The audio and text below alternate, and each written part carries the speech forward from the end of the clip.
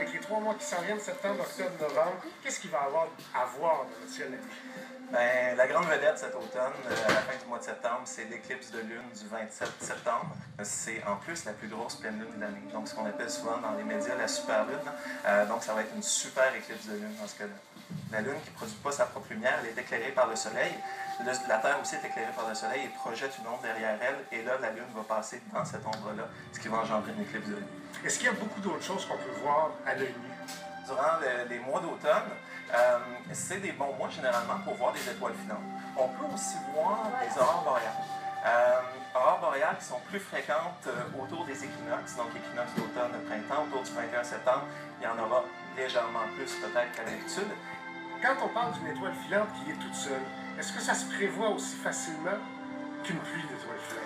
Non, ça ne se prévoit pas. À vrai dire, le taux de base d'étoiles filantes qu'on peut voir à n'importe quelle nuit de l'année, on parle de 4 étoiles filantes à l'heure lorsqu'on est sous un beau ciel. Mais ça, c'est totalement aléatoire. Donc, ils vont passer dans toutes les directions. Dans des pluies d'étoiles filantes, il y en a plus, puisque la Terre traverse une rivière de débris laissés par une comète. Et là, ça engendre un bon nombre d'étoiles filantes. Et elles vont toutes passer dans la même direction.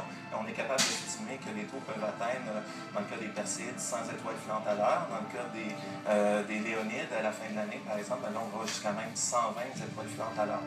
Est-ce qu'il y a aussi des planètes de notre système solaire qu'on peut voir à l'œil nu et qui sont agréables à regarder? Certainement, à vrai dire, cet automne, ça va se passer le matin.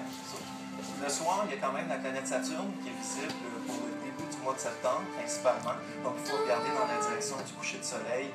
Et dans le mois d'octobre, il va y avoir plusieurs beaux rendez-vous dans le ciel du matin.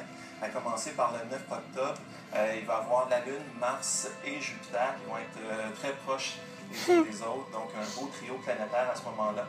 Et pour toute la fin du mois, on va pouvoir assister à un ballet cosmique comme ça. La planète Jupiter qui va remonter, qui va aller se rapprocher de la planète Saturne, la Lune qui va repasser là-dedans le mois d'après. Et il y a tout plein de beaux alignements qu'on va voir à ce moment-là. Vous nous donnez bien des raisons de se promener maintenant sur les trottoirs en regardant en l'air plutôt que là où on met les pieds. Je pense qu'il faut toujours regarder un peu où on met les pieds quand même.